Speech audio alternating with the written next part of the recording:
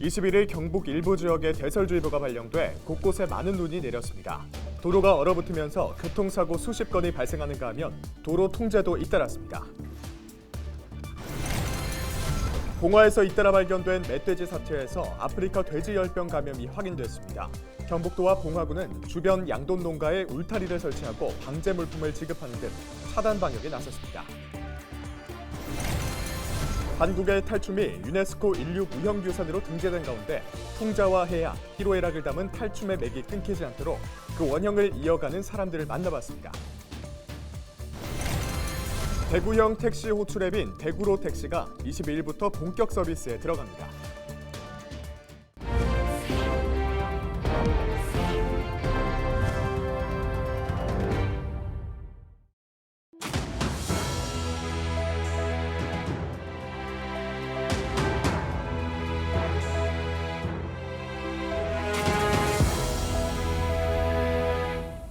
여러분 안녕하십니까? 헬로티비 대구 경북 뉴스입니다. 한파주의보의 발효와 해제가 이어지는 가운데 21일 대구 경북 지역에 많은 눈이 내렸습니다. 기온까지 떨어지면서 도로 결빙이 우려되고 있어 주의가 필요합니다. 홍하영 기자가 취재했습니다. 차량 진입로가 얼어붙지 않도록 밤새 내린 눈을 치우고 혹시나 쌓인 눈에 천막이 내려앉을까 눈을 털어냅니다. 낮은 기온에 유리가 얼어붙을까 자동차 앞유리를 신문지로 덮어둔 차들도 보입니다. 도로 위의 차들은 결빙에 주의하며 천천히 이동합니다. 전국적으로 많은 눈이 내린 가운데 21일 오전부터 경북 지역 곳곳에 대설주의보가 발효됐습니다. 오후 4시 기준 경북 안동, 문경, 예천 지역에 3cm가 넘는 많은 눈이 내렸고 경주도 2.5cm, 대구에도 0.8cm의 눈이 내렸습니다. 눈길로 인한 교통사고와 낙상도 이어졌습니다. 오후 3시 기준 경북에서 87건, 대구에서는 14건이 발생했습니다. 오전 7시 40분경 경주시 경부고속도로 서울 방면에서 25톤 탱크로리가 앞서 사고 난 차량을 피하려다 넘어지며 4중 추돌 사고가 발생해 한동안 교통정체가 이어졌습니다. 각 지자체들은 제설 작업에 총력을 기울이고 있습니다. 문경시는 21일 오전 5시부터 시내도로 외곽도로 제설 작업을 시작했고 예천군도 오전 6시부터 재난안전대책본부 비상 1단계를 가동해 결빙 취약 구간을 중심으로 제설 작업에 들어갔습니다. 또 거동 불편자 등 한파 취약계층에 방문해 눈으로 인한 인명피해가 발생하지 않도록 안전관리를 강화했습니다. 기상청은 22일부터 찬 공기가 남하하며 기온이 뚝 떨어진다며 안전관리에 주의를 기울여야 한다고 당부했습니다. 내일부터 북쪽에서 찬 공기가 남하하면서 기온이 5도에서 10도가량 큰 폭으로 떨어져 모레 아침 최저 기온이 경북 북부 영하 15도 내외, 대구 경북 남부는 영하 10도 내외의 강추위가 전망이 되며 오늘 내린 눈과 내일 추가적으로 눈이 더 예상이 되는 부분들이 있어서 도로 결빙이 우려되는 부분이 있고요. 또 보행자 안전에도 특별히 유의가 필요할 것으로 보여집니다. 24일까지 경북 서부 내륙과 울릉, 독도에 눈이 예보된 가운데 강한 바람까지 불어 체감 온도가 더 낮아지는 만큼 건강과 시설물 관리에 주의가 필요합니다. 헬로티비 뉴스 홍하영입니다. 대설주의보가 내려졌던 안동에서도 차량 30여 대가 투입돼 제설 작업을 벌였습니다.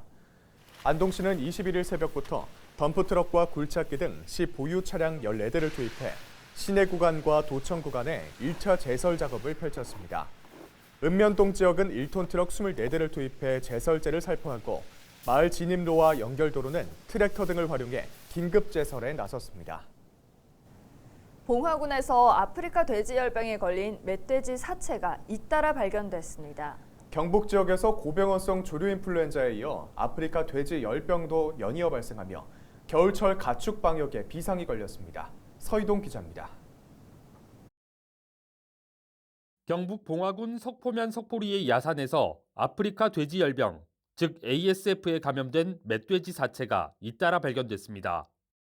지난 8일 직선거리로 2km 정도 떨어진 두 곳에서 각각 한 마리씩 발견됐고 이후 14일에 2마리, 18일에 한 마리가 발견됐습니다.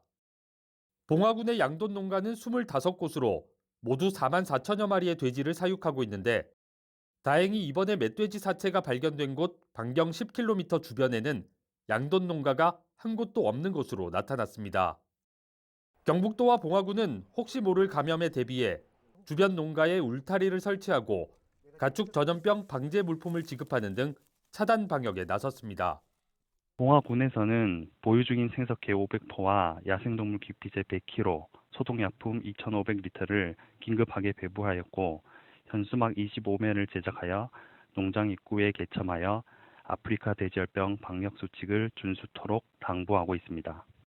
지금까지 경북 지역에서 총 99건의 ASF가 발생했는데 모두 야생 멧돼지에서 발견됐고 농가 감염은 없었습니다. 또 다른 가축 전염병인 고병원성 조류 인플루엔자, 즉 AI도 발생했습니다. 예천군 개포면에서 지난 10월 17일과 22일 농장에서는 올해 전국 최초로 AI가 발견돼 12,000마리가 넘는 가금류가 모두 살처분됐고 야생에서는 경주 11월 3일, 안동 11월 25일, 구미 12월 2일에 각각 감염이 확인됐습니다. 방역당국은 가축 전염병의 확산을 막기 위해 전염병 발생 지점 주변 축사 내외부를 소독하고 농장을 출입하는 인원과 차량을 통제하는 등 차단 방역에 집중하고 있습니다. 헬로티비 뉴스 서희동입니다. 대구형 택시 호출 앱 대구로 택시가 22일부터 본격 서비스에 들어갑니다. 대구시는 현재 지역 택시 14,000여 대 가운데 84%인 11,700여 대가 높은 수수료를 부담하는 카카오 택시 앱에 가입돼 있다며 독점에 따른 폐해와 시민 불편을 없애기 위해 대구로 택시 앱을 도입했다고 밝혔습니다. 대구로 택시 앱을 이용하는 택시는 초기 6개월 동안 중개 수수료를 부담하지 않고 6개월 이후에 월 최대 3만 원의 수수료를 부담합니다. 대구로 택시를 이용하려는 택시에게는 별도의 호출료가 부과되지 않으며 대구로 앱의 마일리지를 이용한 요금 결제도 가능합니다. 대구시는 또 자녀의 택시 이용 정보를 부모에게 문자 메시지로 전송하는 안심 귀가 서비스와 어린이와 노인을 위해 택시 호출과 결제를 대신해주는 제3자 택시 지원 서비스 등 차별화된 기능도 적용된다고 설명했습니다. 20일 0시 기준 코로나19 신규 확진자가 대구와 경북 모두 3,000명대를 기록했습니다. 대구에서는 전날 하루 동안 3,616명이 신규 확진돼 이틀 연속 3,000명대 확진자가 발생했고 사망자도 5명이 늘었습니다. 경북에서도 전날보다 확진자가 3,901명이 증가했고 5명이 숨졌습니다. 코로나19 전담병상 가동률은 대구가 38%, 경북이 31%입니다. 얼마 전 우리의 탈춤이 유네스코 인류 무형유산으로 등재되는 기쁜 일이 있었습니다. 어려운 여건 속에서도 탈춤을 전승 보존하고 계신 분들이 있기에 그 가치가 더욱 빛나는 것 같은데요. 탈춤의 맥이 끊기지 않도록 그 원형을 이어가고 계신 분들을 이하영 기자가 만나봤습니다. 악사들의 신명나는 연주에 맞춰 흥겨운 춤판이 벌어집니다. 풍자와 해악이 담긴 탈춤에 관객들의 웃음소리가 끊이질 않습니다. 또 우리 한국 전통적인 또 그런 또 소리가 느껴져서 그리고 또 같이 또 춤하고 같이 또 어우러지니까 그게 참 좋은 것 같습니다. 네. 지난 11월 한국의 탈춤 18개 종목이 유네스코 인류 무형유산으로 등재됐습니다. 중요 무형문화재 69호인 하회 별신구 탈놀이도 그 중에 하나입니다. 하회 별신구 탈놀이는 한때 전승이 중단되기도 했었는데요. 어떻게 지금까지 이어져 올 수 있었을까요? 보존 회원들을 직접 만나러 가보겠습니다. 하회 별신구 탈놀이 보존회는 지난 1973년 설립됐습니다. 1928년을 마지막으로 중단된 탈춤을 복원하기 위해 현 보존회의 전신인 하회 가면극 연구회가 꾸려졌습니다. 1928년도에 무진년 때에 마지막으로 공연을 했었습니다. 하다가 47년인가 46년인가 단절되었던 것은 일제강점기 때에 끝이 나고 그러나 1973년도에 하회 가면극 연구회라는 연구회를 만들어서 이어가게 되었습니다. 하지만 탈놀이의 복원에는 많은 시련과 역경이 뒤따랐습니다. 당시만 해도 전통 문화에 대한 인식이 낮고 먹고 사는 문제를 해결하기가 힘들었기 때문입니다. 78년도 민속경연대가 끝나고 80년도에 중요무형문화재 단체로 지정을 받기까지는 정말 어려웠습니다. 그 가장으로서의 책임을 다하지도 못하고 그랬던 궁핍했던 그 시절이 어렵긴 어려웠습니다만 지금까지도 활동하고 있는 백정역의 이상호, 할미역 김춘택, 상쇠 임형규. 이들은 보존회의 창립회원이자 예능 보유자로서 하회 별신구 탈놀이가 존재하는 밑거름이 됐습니다. 현재 보존회는 예능 보유자, 즉 인간문화재 3명을 포함해 전수조교 4명, 이수자 20명, 전수생 3명, 특별회원 등으로 구성돼 있습니다. 탈춤을 계승 발전시키기 위해 일반인과 대학생, 청소년, 초등학생 등 각계각층 다양한 그룹을 대상으로 전수 교육 활동을 이어가고 있습니다.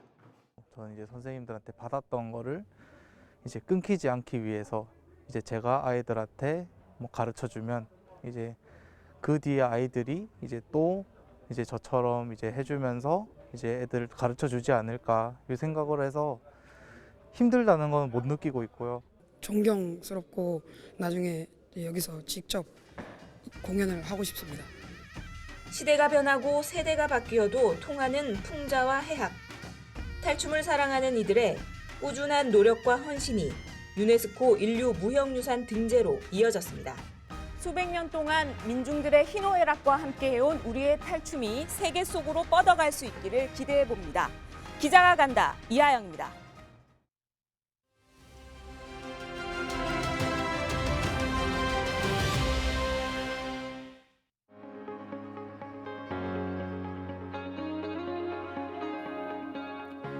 우리나라 국민들이 집을 사려면 월급을 몇 년 동안 모아야 할까요? 국토교통부가 2021년도 주거 실태 조사 결과를 내놨는데요. 수도권의 경우에는 10.1년, 광역시는 7.1년, 그리고 도지역은 4.2년이었습니다. 이마저도 월급을 단 한 푼도 쓰지 않고 100% 저축을 했을 때 걸리는 시간입니다.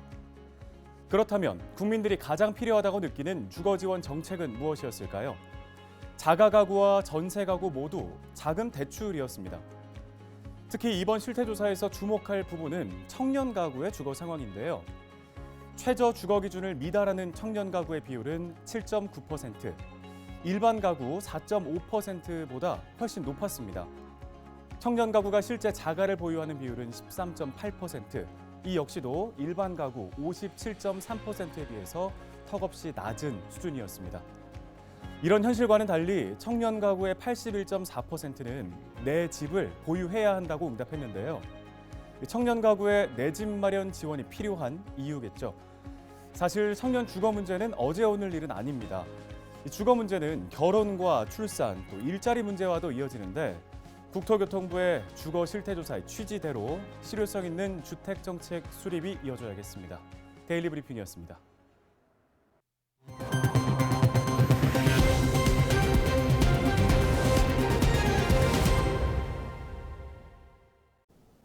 안동과 예천의 상생발전 전략을 모색하는 주민토론회가 안동시청 대동관 대공연장에서 열렸습니다. 이번 토론회는 도청 신도시 주민들의 생활 불편을 해소하고 지역 주민 스스로 미래를 결정할 수 있는 기회를 제공하기 위해 마련됐습니다.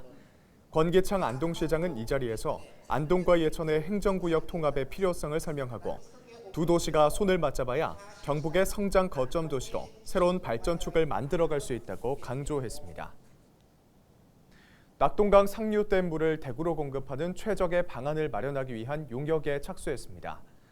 대구시는 21일 오후 산격정사에서 맑은 물 하이웨이 추진 방안 검토 용역 착수 보고회를 열었습니다.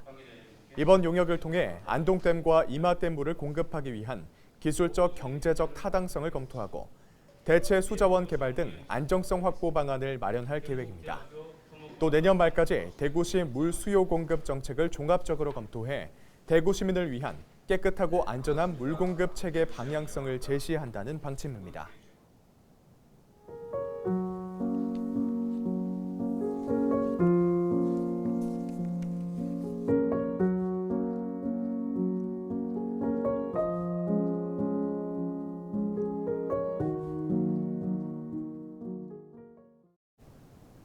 이상으로 뉴스를 마칩니다. 함께해 주신 여러분 고맙습니다.